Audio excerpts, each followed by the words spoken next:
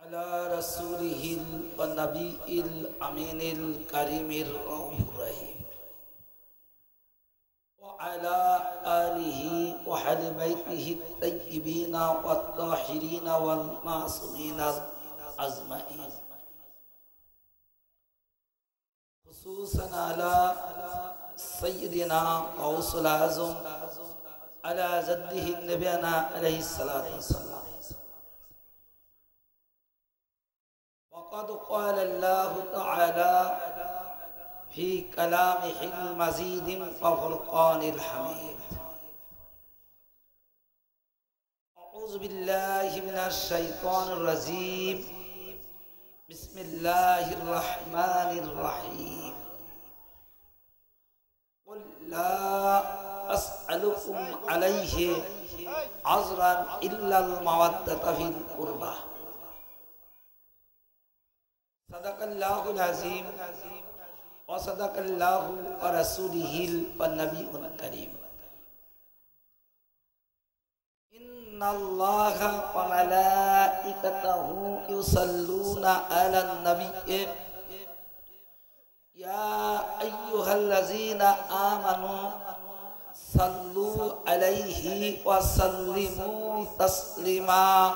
اللهم صل على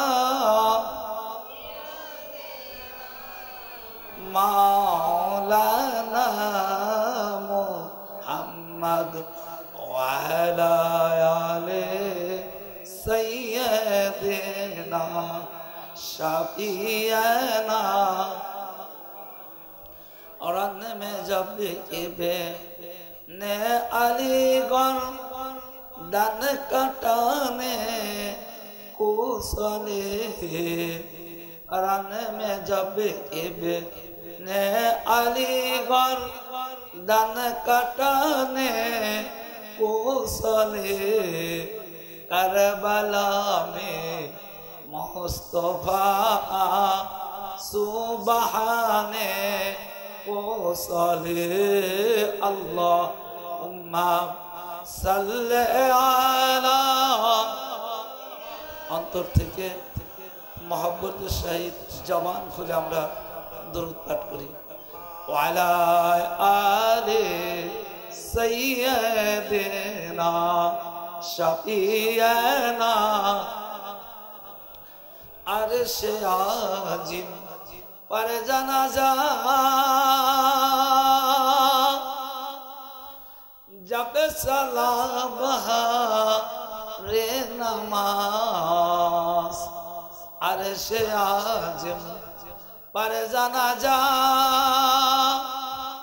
जब सलाम रे नमाज खुद मोहम्मद मुस्तफा कान दो लगाने को सले अल्लाहुम्मा सल्ले अला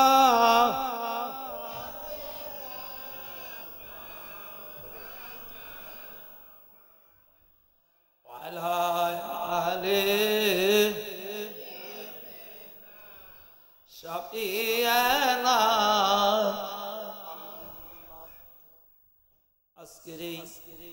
जिक्र शहादत इमाम हुसैन अलैहिस्सलातु वस्सलाम आके स्मरणे তেলাম পাক উদযাপিত এই উপলক্ষে ইমাম পাকদের স্মরণে আয়োজিত ওয়াজ মাহফিল। এই ওয়াজ মাহফিলের সম্মানিত খান্দুরা দরবার শরীফের বর্তমান পীর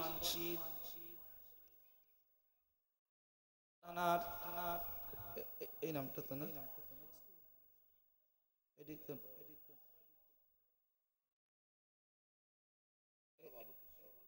সৈয়দ মাসুদ বক্স কায়েদ সাহেবের সভাপতিত্বে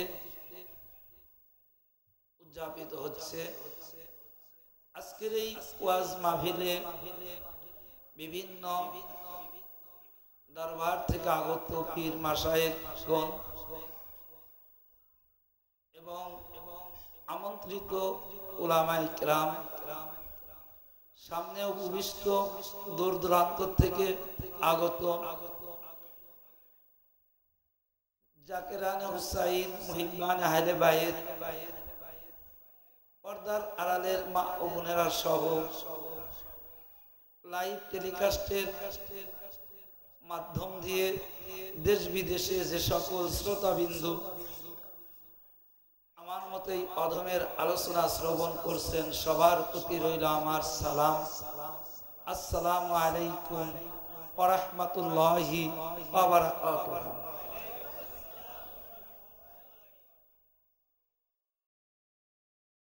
আজকে যে ইমাম পাকের স্মরণে সেহলাম পাক, সেহলাম শব্দটি ফার্সি শব্দ, বাংলায় 40তম দিবস বা 40 বলা হয়। জানার শানে আজকের এই জিকিরের মাজলিস তিনি কে ছিলেন, এই প্রসঙ্গে আমি একটি হাদিস পাক আপনাদের মাঝে তুলে ধরব এবং এই হাদিসের আলোক থেকেই যে আজকে আমরা যারা এই মাজলিস পাকে এসেছি এটা কেমন ইবাদত, এটা আমাদের কত উচ্চ মর্যাদা সম্পন্ন আমল, যে আয়াত পাকটা আমি খুতবার মধ্যে পাঠ করেছি এই আয়াত পাকই তার যথেষ্ট দলিল এবং প্রমাণ যে আল্লাহ রাব্বুল আলামিন কোন কিছুই চাননি, কুল্লা আসআলুকুম আলাইহি আজরান ইল্লাল মাওয়াদ্দাতা ফিল কুরবা, যে হে রাসূল আপনি বলে দিন আপনার সকল উম্মত নরনারী এবং আমার বান্দা বান্দীদেরকে যে আমি রিসালাতের বিনিময়, অর্থাৎ রিসালাতটা কি, যে এক কথায় আল্লাহর ওয়াহদানিয়াতের প্রচারের মত কারণে রাসূল পাক সাল্লাল্লাহু আলাইহি সাল্লাম যে নবুয়াত নিয়ে এই ধরাধামে আগমন করেছিলেন, সেই নবুয়াত রিসালাতের মধ্যে যতগুলো কর্ম মুসলমান নরনারী মুমিন মুমিনাতের জন্য আল্লাহ তাআলা ফরজ করে দিলেন, এক কথা এই সমস্ত কিছুর বিনিময় আল্লাহ কাউকে কোনো কিছুই চান না, একমাত্র রাসূল পাকের আপনজনের ভালোবাসা। এটা কিন্তু চাওয়া, বুঝেন, হুকুম না, হুকুম একরকম, আদেশ একরকম, চাওয়াটা অন্যরকম। আমল, হুকুম, চাওয়া এর মধ্যে এর ব্যাপক পার্থক্য রয়েছে।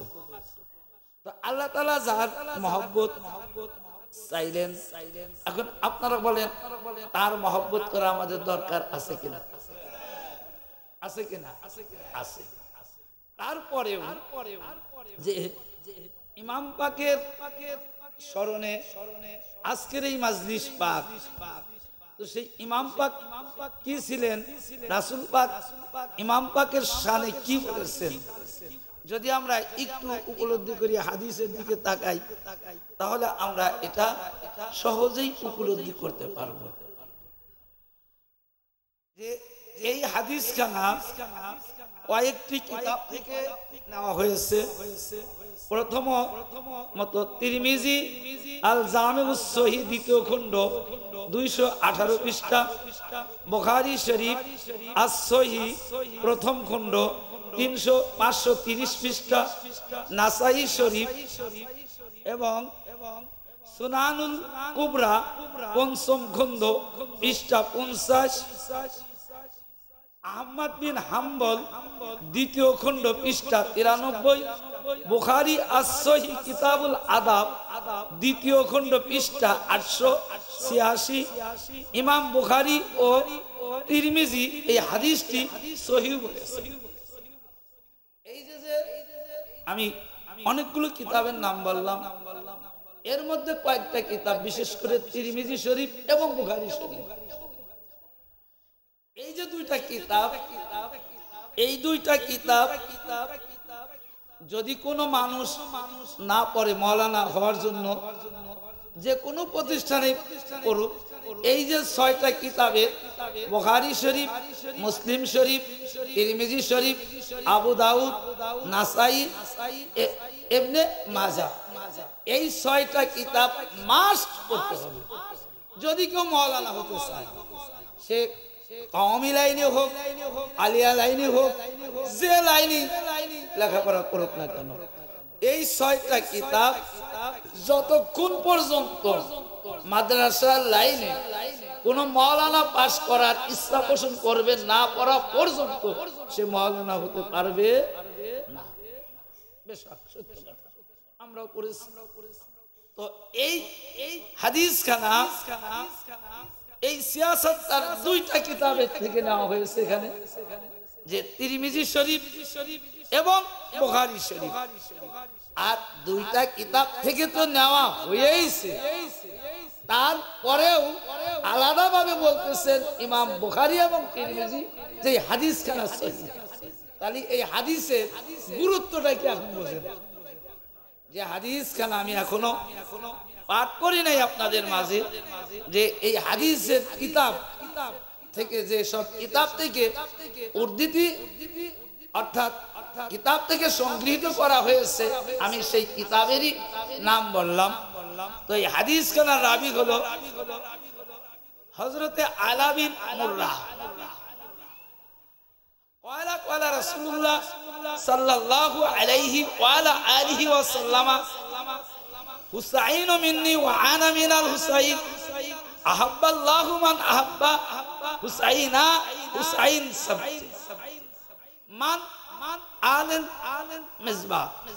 তো এখন দেখেন এই হাদিস খানা হযরতে আলা বিন মুররা হতে বর্ণিত, রাসূল পাক সাল্লাল্লাহু আলাইহি ওয়াসাল্লাম তিনি বলেছেন হুসাইন আমার হইতে, আমি হুসাইন হইতে। তা হুসাইন কার হতে ভাই?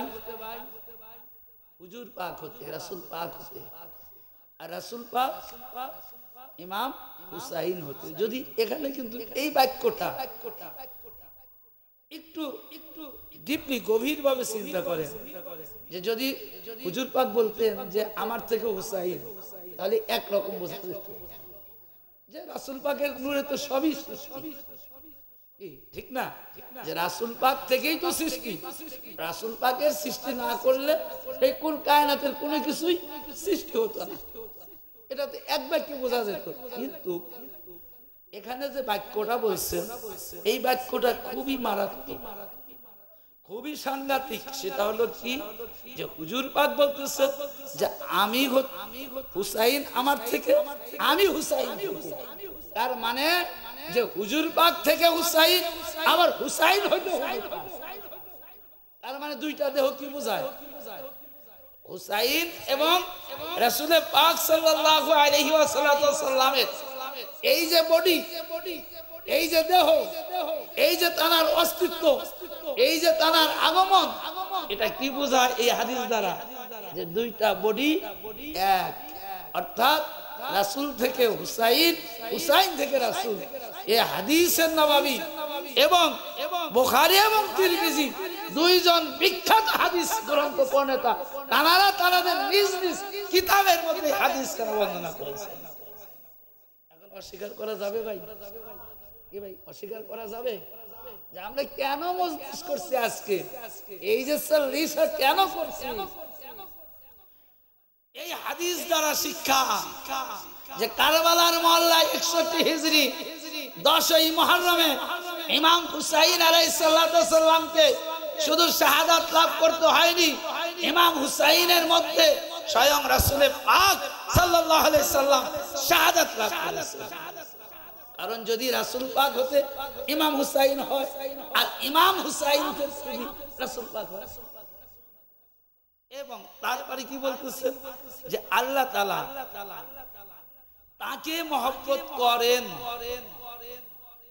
আল্লাহ রাব্বুল আলামিন আহাব্বাল্লাহু মান আহাব্বা, যে আল্লাহ রাব্বুল আলামিন তাকে মহব্বত করেন যে ব্যক্তি ইমাম হুসাইন আলাইহিস সালাতু ওয়াস সালাম পাককে মহব্বত করেন।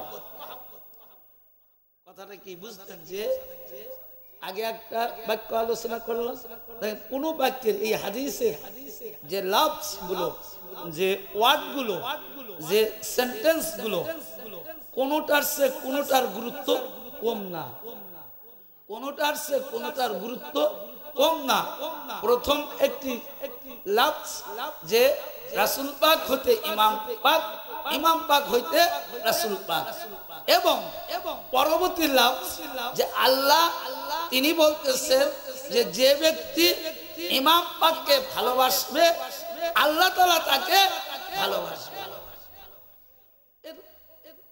এই হাদিস যে আয়াত পাকের আলোকে, সে আয়াত পাকটা আমি প্রথমেই বললাম যে আল্লাহ তো ভালোবাসা সেই দিচ্ছেন, আর এই হাদিস বললেন যে ব্যক্তি ইমাম পাককে ভালোবাসবে আল্লাহ তাকে ভালোবাসবে। তাহলে এখন আজকে আমরা যারা এখানে হাজির হয়েছি, কেন এসেছি ভাই? বৈরী আবহাওয়া, সারাদিনই প্রায় বৃষ্টি, আপনারা দূর দূরান্ত থেকে অনেক ত্যাগ করে কষ্ট করে এখানে কেন এসেছে? একমাত্র ইমাম পাকের ভালোবাসা হৃদয়ে জাগ্রত হয়েছে জন্যই তো এসেছেন নাকি? আমার কথা বুঝতে পারছেন? যে এই যে ভালোবাসার বহিঃপ্রকাশ, যে হাদিসের লফজ আল্লাহ তাআলা তিনি বলছেন যে যে ব্যক্তি ইমাম পাককে ভালোবাসবে আল্লাহ তাকে ভালোবাসবে, এ রাসূল পাকের বাণী। আবার আল্লাহ রাব্বুল আলামিন হুজুর পাকের উপর আয়াত পাক নাজিল করে এস্টাবলিশ করে দিলেন, ওয়াজিব করে দিলেন যে কুল লা আসআলুকুম আলাইহি আজরান ইল্লাল মাওয়াদ্দাতা ফিল কুরবা। হে রাসূল আপনি বলে দিন আমি কোনো কিছুই চাই না আপনার রিসালাতের বিনিময়ে, নামাজ চাই না, রোজা চাই না, হজ চাই না, যাকাত চাই না, এক কথা আমি কোনো ইবাদত আল্লাহ চাই না। এমন কি আমি আল্লাহ আমার মহব্বত চাই না, এমন কি আমি আপনাকে আমার হাবিব হিসাবে এই পৃথিবীতে রাহমাতাল লিল আলামিন করে সৃষ্টি করেছি, আপনার মহব্বত চাই না, একমাত্র আপনার আপনজনের মহব্বত ছাড়া। তাহলে বোঝেন যে কি অবস্থা হতে পারে। এখন একটু চিন্তা করে দেখেন যে আজকে আমরা কোন মজলিস পাকে এসেছি, যে কার জিকিরে আমরা এসেছি। জিকরে হুসাইন মানে কার জিকির? জিকরে রাসূল। জিকরে রাসূল মানে কার জিকির? জিকরে ইলাহি। এই হাদিস প্রমাণ করে, কি বলেন ঠিক কি না? যে আমি দলিল দিয়ে আমি একটা হাদিসের আলোকেই কথা বলবো।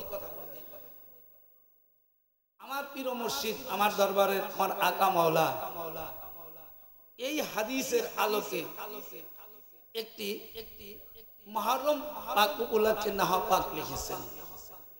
সেই নাহা পাকের মধ্যে তিনি বলছেন যে हर वक्त पर हो मर्सी आए शाह शहीदा, हर वक्त पर हो मर्सी आए शाह शहीदा, ये है आसल ईमान, ये जिक्र इबादत इलाही से नहीं कम, शाह का करो ना कम।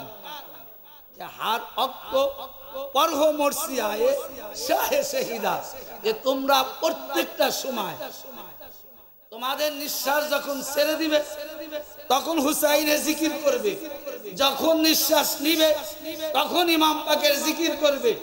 যে অর্থাৎ হার ওয়াক্ত প্রত্যেকটা সময় ইমাম পাকের জিকির করবে। ये जिक्र इबादत इलाही से नहीं कम, যে এটা এমন একটি জিকির, এমন একটি ইবাদত, এমন একটি তাজকিরা যে জিক্রের হুসাইনের মজলিস পাক, শোকের মজলিস পাক, রুনাজারির মজলিস পাক, জারি গান এই জারির মজলিস পাক, অর্থাৎ যেভাবে যে ভাষায় যারা ইমাম পাকের স্মরণ করছেন এই স্মরণ করাটা ये जिक्र इबादत इलाही से नहीं कम, যে এটা আল্লাহ তাআলার ইবাদতের সে কোনো অংশে কম নয়, এটা আল্লাহর আফজাল কিন্তু জিক্র ইমাম হুসাইনের জিকির হয়।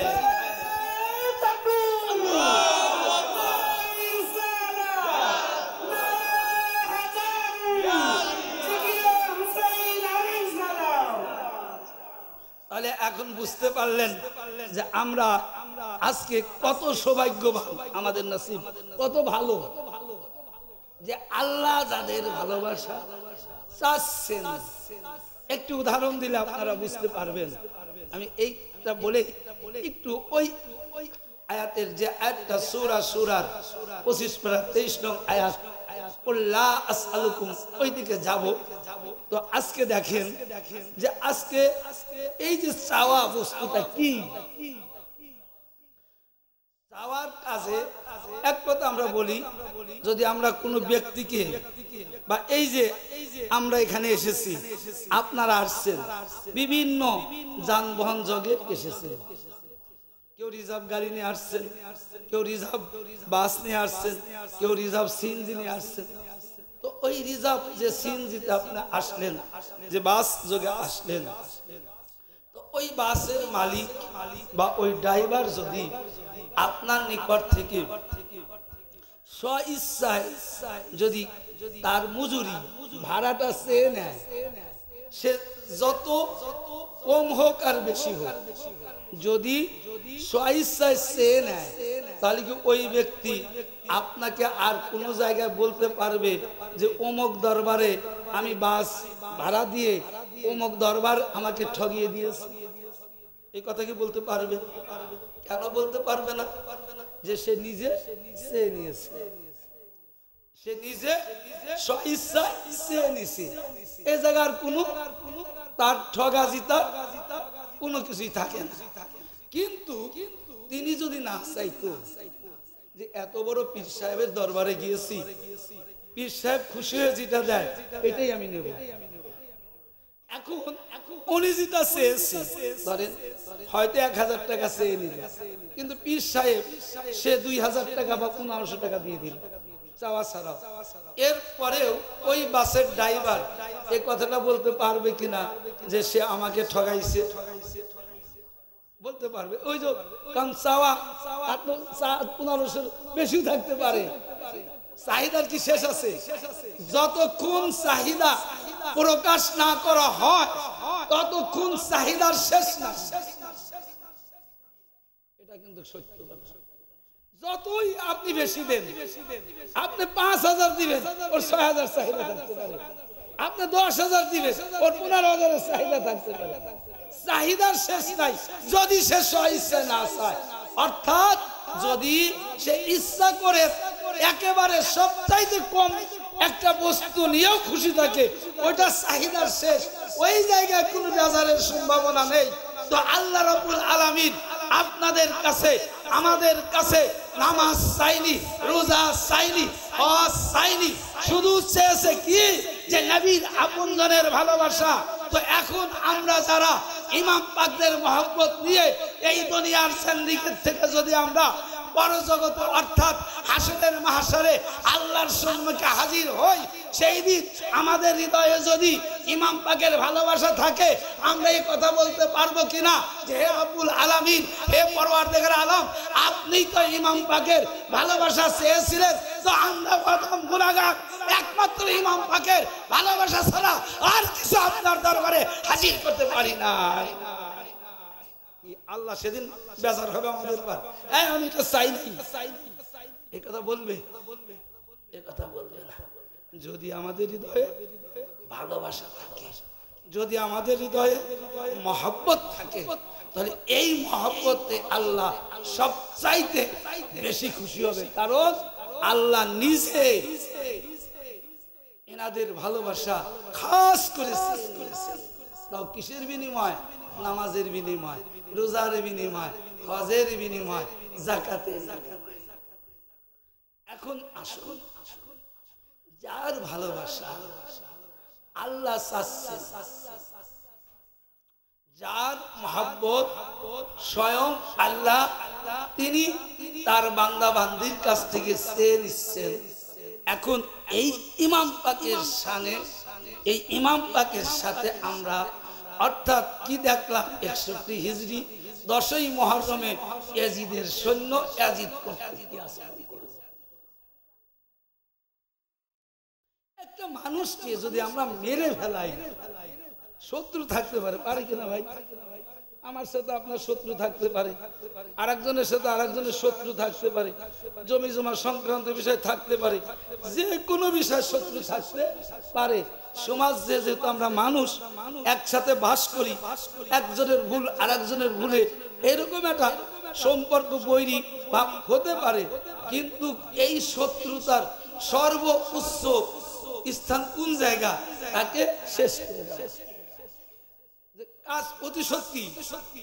এই যে হিংসাটা কি মানে প্রতিশোধ নেওয়া। এই প্রতিশোধের শেষ পর্যায়ে কোনটা?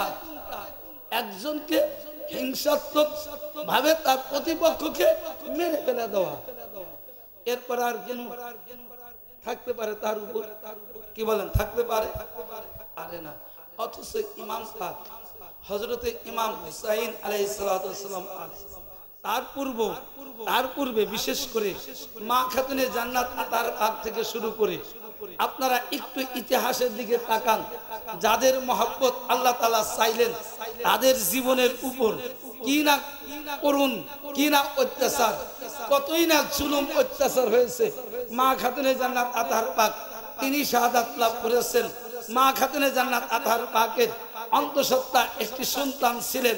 সেই সন্তানটাও দুনিয়ার জিন্দেগিতে শাহাদাত অবস্থায় দুনিয়াতেও কি করেছে? প্রকাশ পেয়েছে। এবং মা খাতুনে জান্নাত আতাহার পাকের শাহাদাতের পর কি করলেন? মাওলায়ে কায়নাত পাক শেরে খুদা হযরতে হায়দারে কাররার আলী মুশকিল কুশা হযরতে মাওলা আলী আলাইহিস সালাম পাক তানাকেও মসজিদের মধ্যে শহীদ করা হয়েছে।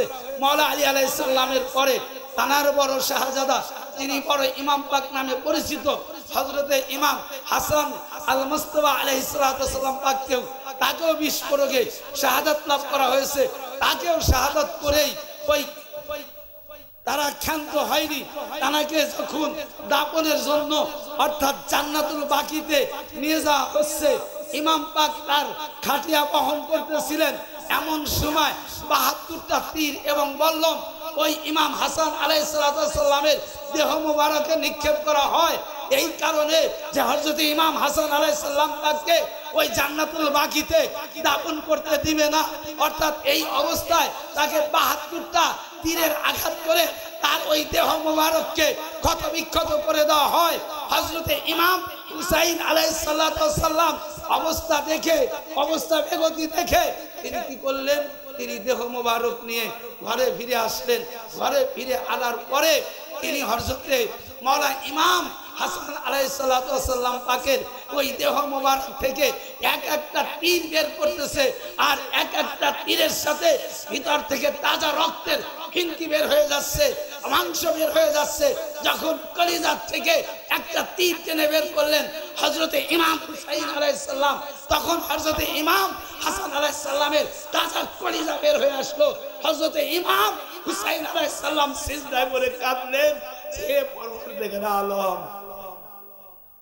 আপনি না আমার ভাইয়ের ভালোবাসা চাইলেন, নামাজের জন্য ভালোবাসা চাইলেন, হজের বিনিময়ে ভালোবাসা চাইছেন, আমাদের মহব্বত চাইছে। আজকে আমার ভাই দুনিয়া থেকে বিদায় নিয়ে চলে গেছে, শাহাদাত লাভ করছে। আমি তাকে আপনার নবী আমার নানার পাশে তাকে আমি শেষ সমাধি করার জন্য ইচ্ছা পোষণ করেছিলাম। এটা কি নির্মম, এটা কি ভালোবাসা, এটা নাকি মহব্বত?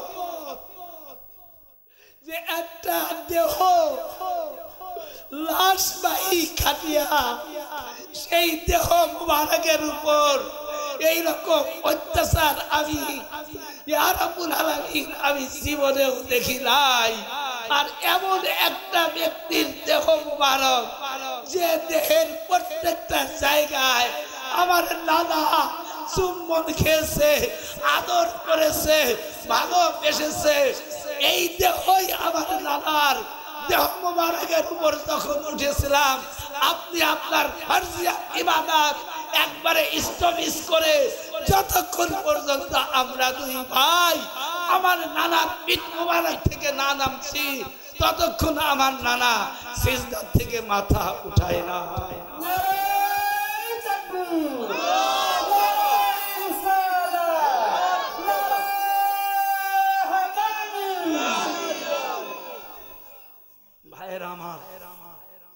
ইতিহাস কখনো ঢাকা যায় না। যাকে আল্লাহ তাআলা ভালোবাসা চাইলেন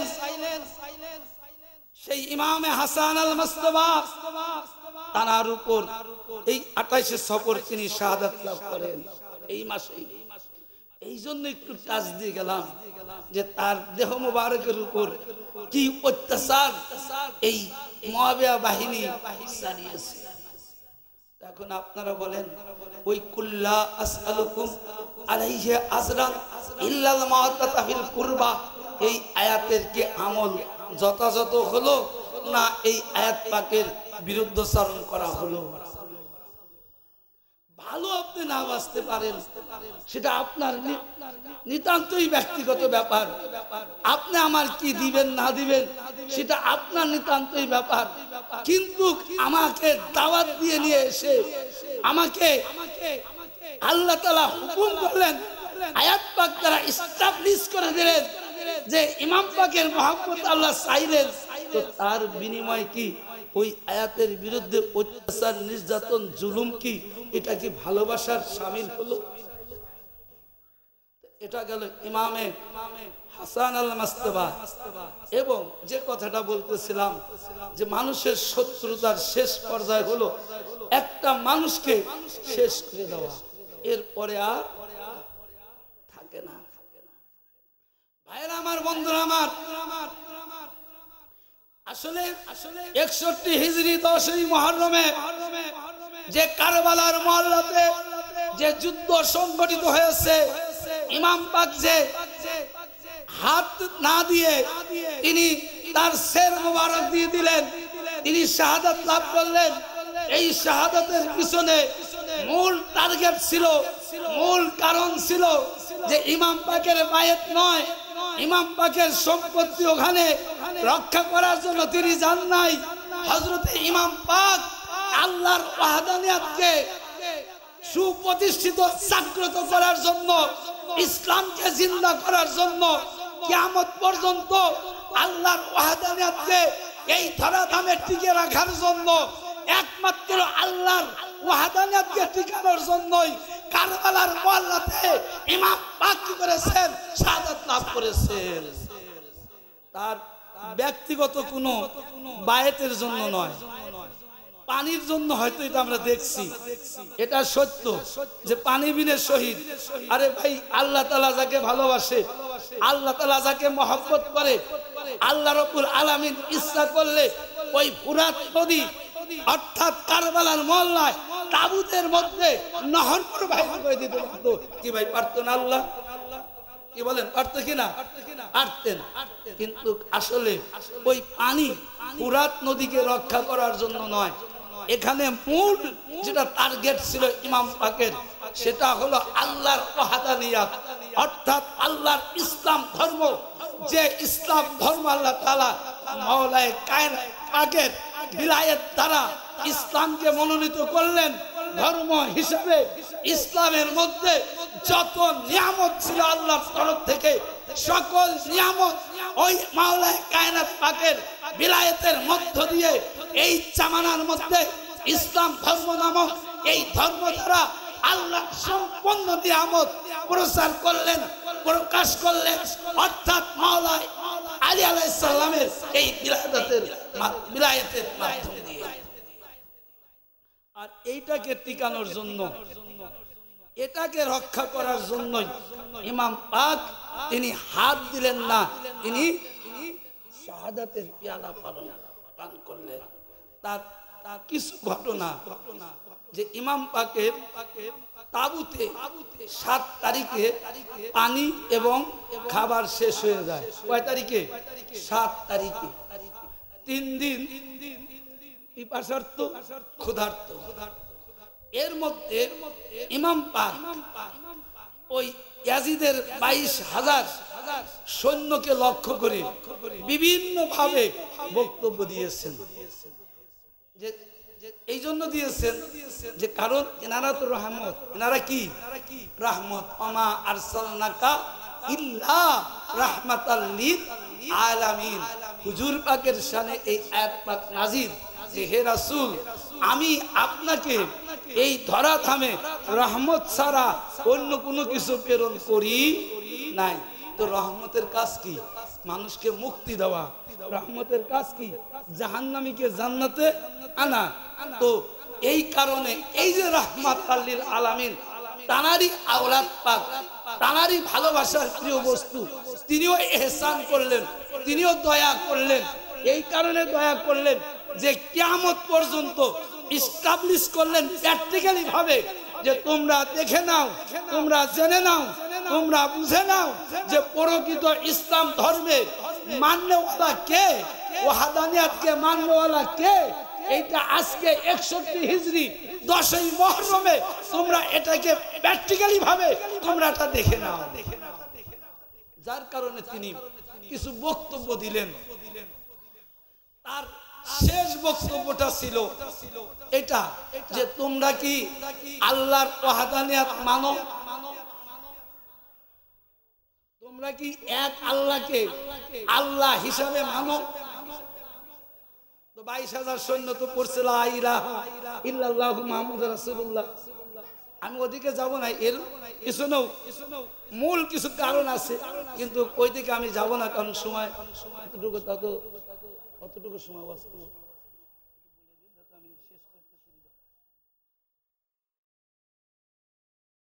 আচ্ছা 15টা, ঠিক আছে। তো এই যে কালিমা পড়েছে লা ইলাহা ইল্লাল্লাহু মুহাম্মাদুর রাসূলুল্লাহ, তো এই 22,000 সৈন্য তারা স্বীকার করলো, হ্যাঁ আমরা তো কালিমা পড়েছি, ওয়াহদানিয়াত মানি, কালিমা পড়েছি। তখন ইমাম পাক বললেন, তোমরা যদি আল্লাহকে মানো, যদি তোমরা লা ইলাহা ইল্লাল্লাহু মুহাম্মাদুর রাসূলুল্লাহ সত্যিকার অর্থে যদি তোমরা পড়ে থাকো আর এটা যদি আমল করো, তোমরা কি জানো যে এই যে লাস্টে যে নামটা পড়লে যে লা ইলাহা ইল্লাল্লাহু মুহাম্মাদুর রাসূলুল্লাহ, এই মুহাম্মাদুর রাসূলুল্লাহ সাল্লাল্লাহু আলাইহি সাল্লাম এবং আমার সম্পর্ক কি? যে কালিমা পড়লে নবীর প্রতি, যে নবীর প্রতি কালিমা পড়লে ওই নবীর সম্পর্ক আমার সম্পর্ক কি? এবং ওই দয়াল নবী আমার নানা, সে আমাকে কতটা ভালোবাসছে, কতটা পিয়ার করেছে, এটা তো তোমরা দেখেছো। তো তোমরা যদি এটা দেখে থাকো, তোমরা যদি কালিমা পড়ে থাকো, তোমরা যদি কালিমা মেনে থাকো, তাহলে আমার উপর আমার ভালো না বাসো, আমার উপর অত্যাচার চালাও কি করে? প্রশ্ন আসে না যে ভালো না বাসো, তোমরা কালিমা পড়তেছো, তো কালিমা পড়ার পরে তোমরা আমার উপর অত্যাচার করো কি করে, আমার উপর নির্যাতন চালাও কি করে? তখন এটাও যখন ব্যর্থ, তখন আর একটা বক্তব্য দিলেন। সেই বক্তব্য এই আয়াত পাক ছিল যে তোমরা আল্লাহকে ওয়াহদানিয়াতকে মানো, আল্লাহকে ভালোবাসো। তো আল্লাহকে যদি ভালোবেসে থাকো, ওয়াহদানিয়াতকে যদি মেনে থাকো, তো আল্লাহ তাআলা আমাদের শানে এই আয়াত পাকটা নাযিল করেছেন উম্মতি মুহাম্মাদি, আল্লাহর সকল বান্দা বান্দি মুসলমানদের জন্য। আমাদের ভালোবাসাটা যে আল্লাহ ওয়াজিব করে দিলেন, কুল লা আসআলুকুম আলাইহি আজরান ইল্লা মাওয়াদাতা ফিল কুরবা। এই যে আয়াত পাকটা আল্লাহ তাআলা আমাদের সামনে নাযিল করে আমাদের ভালোবাসাটা ওয়াজিব করে দিলেন। তো তোমরা আমাদেরকে ভালো না বাসতে পারো, তো আমাদের উপর অত্যাচার করার কারণটা কি? তোমরা কি কোরআন পাকের এই আয়াতকে মানো না? তোমরা কি কোরআন পাকের এই আয়াত পাককে অস্বীকার করো? ওরা কি এটা বিশ্বাস করছে? এটা কি ওরা মানছে? মানে নাই। তো আল্লাহর ওয়াহদানিয়াত কি করে তারা মানলো? যেখানে আল্লাহ তাওহীদের ঘোষণা দেওয়া হয়েছে, যেখানে আল্লাহর বাণী কোরআন পাকের আয়াত এস্টাবলিশ করা হয়েছে, তো সেই আয়াতকে ওরা মানেনি। তার মানে যুদ্ধটা তো ইমাম পাকের জন্য নয়, যুদ্ধটা ছিল ওই ওয়াহদানিয়াতের বিরুদ্ধে। তাই আল্লাহকে ওরা ভালোবাসে নাই। কালিমা পড়ার পরেও ওই কালিমাকে ওরা মর্যাদা দেয়নি। ওই কালিমাটাকেই এই দুনিয়ার জিন্দেগি থেকে নির্মূল করাই ছিল ইয়াজিদের মূল টার্গেট। তাই ইমাম হুসাইন যখন কালিমার কথা বলেছে, কোরআন পাকের আয়াত উপস্থাপন করেছে, এক আল্লাহ ওয়াহদানিয়াতকে ওখানে এস্টাবলিশ করেছে, এর সমস্ত কোনো কিছুই মানে নাই। কারণ যে কালিমাকে এস্টাবলিশ করতে ইমাম পাক ওই কারবালার জমিনে গিয়েছেন, ওই ইয়াজিদ বাহিনী ওই কালিমাকেই চিরতরের জন্য বিলুপ্ত করার জন্য কারবালার মহল্লাতে ইমাম পাকের সাথে যুদ্ধ ঘোষণা করে দিয়েছে। এটা চিরন্তন সত্য দলিল। কোথায় পাবেন? কোন জায়গা, কোন দলিল? আরে ভাই সিয়াসতটা পরে আসেন, এটা দেখেন, এটা প্র্যাকটিক্যালি দেখেন। এটা গেল ইমাম পাকের বক্তব্য। তো এই বক্তব্য কোনো কাজে আসে না, কারণ তারা ইমাম পাককে শাহাদতের জন্য আসেনি, তাই ওই বক্তব্য শ্রবণ করেনি, মানেনি। তো ইমাম পাক যখন শাহাদাত লাভ করলেন, শহীদ হয়ে গেছে, তার দেহটা কি কারবালার জমিনে পড়ে আছে। ইতিহাস সাক্ষ্য দেয় এই ইবনে জিয়াদ 10 জন ব্যক্তিকে চায়। কিসের জন্য? ইমাম পাকের দেহটাকে কারবালার জমিনে একবারে বালির সাথে ধুলার সাথে মিশে একাকার করার জন্য। যদিও পরবর্তীতে ওই 10 জনের সাথে ওই 22,000 সৈন্যের যারা জীবিত ছিল প্রত্যেকেই ইমাম পাকের দেহের উপর দিয়ে ঘোরা পরিচালনা করেছে। এই 10 জন ব্যক্তির যে নামের তালিকা, পরবর্তীতে দেখা গেছে ওদের একটা ব্যক্তিরও জন্মের সার্টিফিকেট ঠিক ছিল না। যারা ইমাম পাকের দেহ মুবারকের উপর সর্বপ্রথমে ইমাম পাকের দেহকে ধুলার সাথে বালির সাথে চুরমার করে দিতে চেয়েছিল, এই 10 জন ব্যক্তির জন্মের সার্টিফিকেট কারো ঠিক ছিল না, বৈধ ছিল না। সম্মানিত উপস্থিতি, যে ইমাম পাক শহীদ হয়ে গেছে, এই পর্যন্তই ক্ষান্ত নয়, এটা করেও শেষ হয়েছে। এখন মূল পয়েন্টে যান, যে এই যে আল্লাহর ওয়াহদানিয়াতকে নির্মূল করার জন্য ইয়াজিদের যে পরিকল্পনা, ইয়াজিদের পূর্বপুরুষের নির্দেশ ছিল ইয়াজিদের প্রতি, অর্থাৎ এও মিশকাত শরীফের একখানা হাদিস, অনেক বড় হাদিস।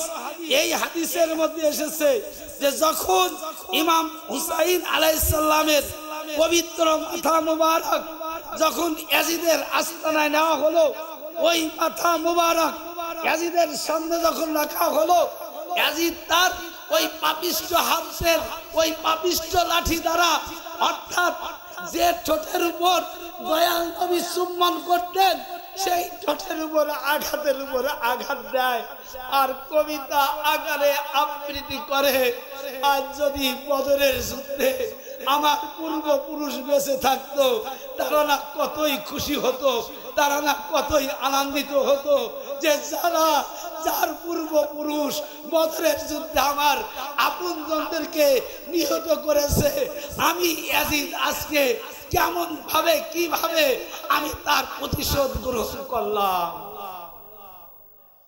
মিশকাত শরীফের হাদিস আমি কোট করতে পারলাম না সময়ের কারণে। তো যারা বদরের যুদ্ধের প্রতিশোধ নেয়, যারা উহুদের যুদ্ধের প্রতিশোধ নেয়, যারা খান্দকের যুদ্ধের প্রতিশোধ নেয়, এই যে যুদ্ধগুলো হয়েছিল, এই যুদ্ধ কিসের যুদ্ধ হয়েছিল? আল্লাহর ওয়াহদানিয়াত প্রতিষ্ঠিত করার জন্য, কালিমা তাইয়্যিবার দাওয়াত দেওয়ার জন্য, ইসলামকে প্রতিষ্ঠিত করার জন্য, ইসলামের প্রত্যেকটা আরকান আহকামকে প্রতিষ্ঠিত করার জন্য রাসূল পাকের যুগে যত যুদ্ধ সংগঠিত হয়েছিল সকল যুদ্ধ একমাত্র আল্লাহর ওয়াহদানিয়াত ইসলাম এবং ইসলামের সকল আরকান আহকামকে প্রতিষ্ঠিত করার জন্য সকল যুদ্ধ সংগঠিত হয়েছিল। সেই যুদ্ধে যে কাফেররা মারা গেল, এখন যদি ইয়াজিদ ইমাম পাকের মাথা মুবারকের সাথে আঘাত করে যদি তাদের প্রতিশোধ নেয়, বদলা নিয়ে থাকে, আপনারা বুকে হাত দিয়ে বলেন ইয়াজিদ কিসের বিরুদ্ধে যুদ্ধ করেছে? আপনারা বুকে হাত দিয়ে বলেন ইয়াজিদ কি বিলুপ্ত করার ইচ্ছা ছিল? ওই ইয়াজিদের একমাত্র ইচ্ছা ছিল আল্লাহর ওয়াহদানিয়াতকে এই ধরাধামে থেকে বিলুপ্ত করার। কারণ আবু সুফিয়ান, মুয়াবিয়া, ইয়াজিদের পূর্বপুরুষ যারা একে অপরকে এই পরামর্শই দিয়েছে যে তোমরা জেনে রাখো, যদি তোমরা ইসলাম নামক ধর্মকে এই পৃথিবীর মুখ থেকে সরিয়ে দিতে চাও, তাহলে আগে নবী এবং নবীর আওলাদকে এই জমিন থেকে নির্মূল করো। কারণ যতদিন নবীর আওলাদ পাক থাকবে, নবীর বংশধর থাকবে, প্রত্যেকটা নবীর বংশধরের মধ্য দিয়ে ইসলাম জিন্দা থাকবে, নামাজ জিন্দা থাকবে, কালিমা জিন্দা থাকবে, হজ জিন্দা থাকবে, যাকাত জিন্দা থাকবে। ইসলামের প্রত্যেকটা আরকান আহকাম একমাত্র আওলাদের রাসূলের আস্তানায় জীবিত থাকবে। ওখান থেকে ইসলামের আলো সারা পৃথিবীর মধ্যে প্রসার হবে। তাই মূল টার্গেট ছিল ইমাম পাককে এই ধরাধাম থেকে সরিয়ে দেওয়া, অর্থাৎ তার টার্গেট হলো ইসলামকে দূরীভূত করে দেওয়ার জন্য। এটা গেল শেষ। আর একটু সামনের দিকে আগান, আরো স্পষ্ট আপনি বুঝতে পারবেন, যেহেতু আজকে চেহলাম পাক। তাই আমি যে এই যে ইয়াজিদের নিয়ত কি, আমি সেটাই তুলে ধরার চেষ্টা করছি। খানায়ে কাবা এটা মুসলমানদের জন্য কি? খানায়ে কাবা কিবলা। আমরা খানায়ে কাবার দিকে প্রত্যেকটা মুসলমান যখন নামাজ পড়ে খানায়ে কাবার দিকে মুখ করেই কিন্তু আমরা নামাজ আদায় করি। তার মানে কি?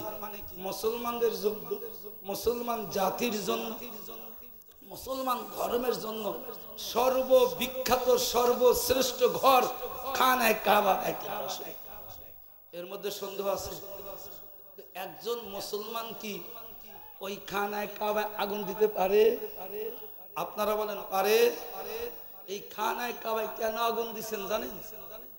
এখানে শুধু আগুন দিয়েই শেষ করেননি, আমাদের বড় একটা নিয়ামত, আমাদের বড় একটা স্মৃতি ছিল হযরতে ইব্রাহিম আলাইহিস সালাতু ওয়াস সালাম পাকের, অর্থাৎ হযরতে ইসমাঈল আলাইহিস সালাতু ওয়াস সালাম পাককে যখন মিনা মাকামে কুরবানির জন্য হযরতে ইব্রাহিম আলাইহিস সালাম নিয়ে গেলেন, 3 দিন এটা চেষ্টা করার পরে আল্লাহ তাআলা যে দুম্বাটা কুরবানি করালেন বেহেশতের থেকে, ওই দুম্বার শিংটা খানায়ে কাবার উপরে ছিল।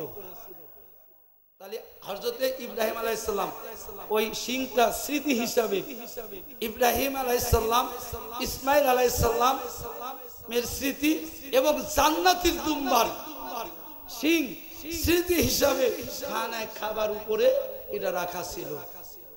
61 হিজরি 10ই মুহররমে,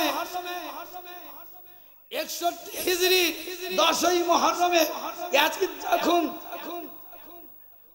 কারবালার মহল্লায় ইমাম পাকের পরিবার সহ শহীদ করে ইমাম পাকের পরিবারদেরকে বন্দী করে রাখলে, তখন ওই ইয়াজিদ মনে করছে যে আজকের থেকে ইসলামের রাজত্ব শেষ, নবীর রাজত্ব শেষ, এখন থেকে আমার রাজত্ব কায়েম হবে।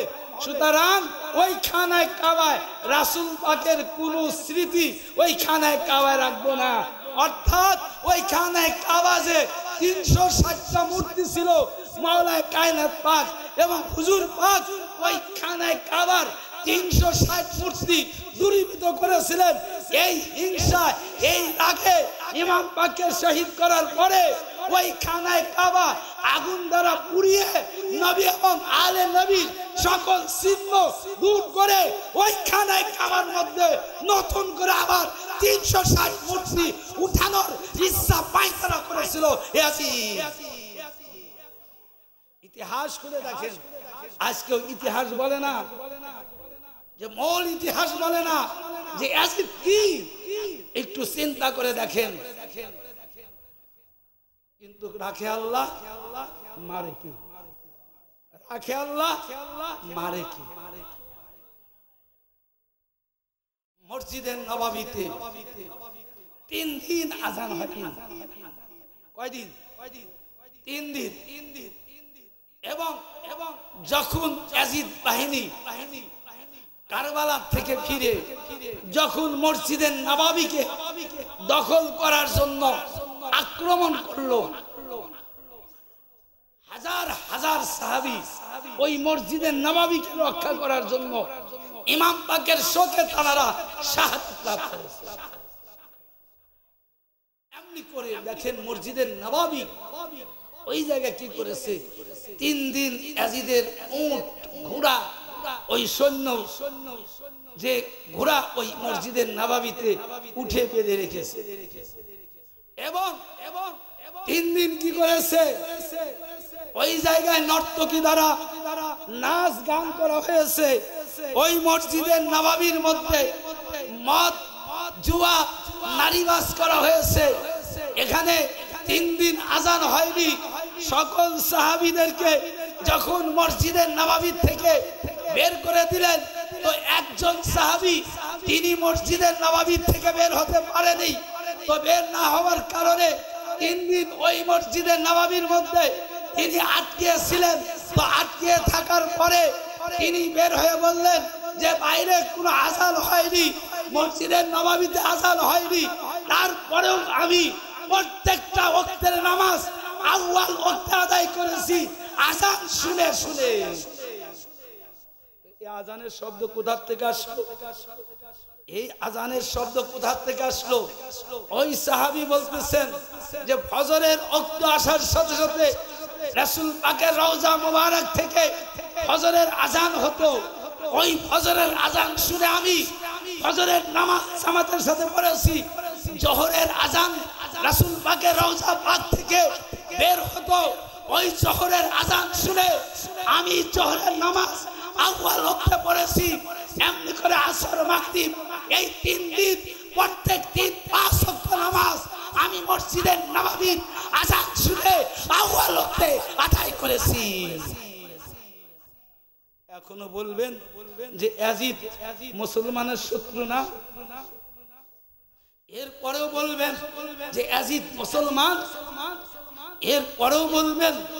অথচ আল্লাহ বললেন কুল লা আসআলুকুম আলাইহি আজরান ইল্লাল মাওয়াদ্দাতা ফিল কুরবা। আল্লাহ বললেন যে এই সকল কিছুর বিনিময়, রিসালাত তাওহীদের বিনিময় একমাত্র আমি আহলে বাইত পাক পাঞ্জাতন রাসূল পাকের আপনজনের ভালোবাসা ছাড়া আর কিছুই চাই না। ইয়াজিদ এই ভালোবাসার পরিবর্তে এই যে সমস্ত কর্মগুলো আমি এই অল্প সময়ের মধ্যে আপনাদের মাঝে তুলে ধরলাম, এখন আপনারা যদি বিবেকবান হন তাহলে আপনারাই উত্তর দেন ইয়াজিদ কুরআন মানছে কিনা, ইয়াজিদ কালিমা মানছে কিনা, ইয়াজিদ আল্লাহ মানছে কিনা, ইয়াজিদ রাসূল মানছে কিনা, ইয়াজিদ আহলে বাইত পাঞ্জাতনকে মানছে কিনা। আপনারা উত্তর দিবেন কি মানছে? এক বিন্দু মহব্বত থাকলে, যে কথাটা শুরুতে বলেছি যে এক বিন্দু মহব্বত থাকলে এত বড় অত্যাচার তো দূরের কথা, একটা পিঁপড়ার আঘাত ইমাম পাকের শরীরে লাগতে দিত না। যদি এক বিন্দু মহব্বত থাকতো, আজকে 40 পাক হচ্ছে। এই যে কথাটা শুরুতে বললাম, এই যে আপনারা হাজির হয়েছেন, এই যে আপনারা এসেছেন, এটা কিসের বহিঃপ্রকাশ? ইমাম পাকের ভালোবাসার বহিঃপ্রকাশ। আপনাদের হৃদয়ের মধ্যে ইমাম পাকের মহব্বত জাগ্রত হয়েছে। আপনারা আশেকালে ইমাম হুসাইন আজকে এই 40 খানরা দরবার শরীফে এখানে উদযাপন হবে। আপনাদের কানে যখন পৌঁছাইছে, যাদের হৃদয়ের মধ্যে, যাদের অন্তরের মধ্যে ইমাম পাকের মহব্বত দৃঢ়তার সাথে আছে, সে কিন্তু ঘরে বসে নাই, কি আছে? এটাই নামই ভালোবাসার বহির প্রকাশ। সর্বশেষ এই ভালোবাসার প্রতিদান আজরাল। রোজ মাহশারের দিন মা খাতুনে জান্নাত আথার পাক এক হাতে ইমাম পাকের শাহাদাতের স্মৃতি লাল কাপড় ডাইন হাতে, আর বাম হাতে বড় ইমাম পাকের শাহাদাতের স্মৃতি অর্থাৎ সবুজ রঙের কাপড়। এই দুইটা বস্তু, মাথায় থাকবে মুকুট, গলায় থাকবে হার, এই স্মৃতি নিয়ে অর্থাৎ আরশে আজিমে সিজদায় পড়ে যাবেন। আর সিজদায় পড়ে বলবে, আল্লাহ আজকে আমি আমার বেটার বদলা হিসেবে বিচার। এই যে লাল রঙের কাপড়, এটা সুহাদায়ে কারবালার স্মৃতি। এই যে সবুজ রঙের কাপড়, এটা আমার বড় বেটার স্মৃতি। আমার মাথায় আমামা মাওলানা কায়নাত পাকের স্মৃতি। আমি আজকে এই জায়গা থেকে ততক্ষণ পর্যন্ত সিজদায় মাথা উঠাবো না যতক্ষণ পর্যন্ত আমার বেটার বদলা না নেব, বিচার না করব। আরশ কাঁপা শুরু হয়ে যাবে। কোন ফেরেশতা মায়ের কাছে আসবে না। আল্লাহ রাব্বুল আলামিন হুজুর পাককে পাঠিয়ে দিবেন, দয়াল নবীকে পাঠিয়ে দিবেন, ইয়া রাসূলুল্লাহ, ইয়া হাবিবাল্লাহ, হুজুর আপনি আপনার কলিজার কাছে যান, আপনি আপনার দেহের টুকরার কাছে যান। আপনার দেহের টুকরা আজকে যেভাবে সিজদায় পড়েছে, যদি আর কিছুক্ষণ পর এই রকম সিজদায় থাকে, এই গোটা জান্নাত জাহান্নাম একাকার হয়ে যাবে, কুল কায়নাত কিয়ামত হয়ে যাবে। তো আপনি তাড়াতাড়ি করে আপনার কলিজার টুকরাকে সিজদা থেকে মাথা উঠাতে বলুন। আল্লাহর নবী মা খাতুনে জান্নাত আথার পাককে সিজদা থেকে মাথা উঠাবে আর বলবে, আম্মি আমাদের বদলা নেওয়ার জন্য আল্লাহ তৈরি করেনি, আমাদের বদলা নেওয়া প্রতিশোধের জন্য আল্লাহ তাআলা আমাদের তৈরি করেনি, আমাদের কোনো প্রতিশোধ নিতে হবে না। আমরা শুধু এইটুকু যে তখন মা খাতুনে জান্নাত আথার পাক তিনি বললেন যে দুনিয়া থেকে আমি বদলা চাই নাই, আজকে আল্লাহর কাঠগড়ায় বিচারালা এখানেও বদলা চাইব না, তাহলে আমি কি চাইতে পারি আব্বা? তখন বললেন, তোমার বেটার জন্য আজ যত যে কোনো আজরান আছে এইটা তুমি চাও। তখন আল্লাহ তাআলার কাছে মা খাতুনে জান্নাত আথার পাক তিনি ফরিয়াদ করলেন, ইয়া রাব্বুল আলামিন, হে আহকামাল হাকিমিন, আমি আমার বেটার বদলা চাই না, কিন্তু আমার বেটার মহব্বতে যারা দুনিয়ার জিন্দেগিতে মাতাম করেছে, জারি করেছে, রুনাজারি করেছে, মাত্রা তাহাজারি করেছে, জিকির করেছে, এক জান্নাত মহব্বত নিয়ে দুনিয়া থেকে যারা আজকে এই মাহফিলে হাজির হয়েছে, ও আল্লাহ আপনি তাদেরকে না যতক্ষণ পর্যন্ত জান্নাতে না পাঠাবেন, আমি ততক্ষণ পর্যন্ত এই জায়গা থেকে সরব না। তাহলে আজরান দেখছেন, তখন আল্লাহ তাআলা মা খাতুনে জান্নাত আথার পাককে সুপ্রিম পাওয়ার দিয়ে দিবেন যে আজকে তোমার বেটার যারা মহব্বত করেছে, ইমাম পাকের যারা ভালোবেসেছে, তুমি নিজ হাতে তাকে আজরান প্রতিদান দিও। এই প্রতিদানের খাজানা আপনার কাছে, আপনি যত খুশি তত দেন, আমি আল্লাহ কখনো বাধা দেব না। আর একটা কথা জেনে রাখো, যারা কবজা হুসাইন অর্থাৎ ইমাম পাকের সাথে যারা দুশ্মনী করেছে, কিয়ামত পর্যন্ত যারা দুশ্মনী করে এই তরিয়ার জিন্দেগি থেকে আমার কাঠগড়া হাজির হবে, ওদেরকে আমি বিনা হিসাবে জাহান্নামে দাখিল করে দেব।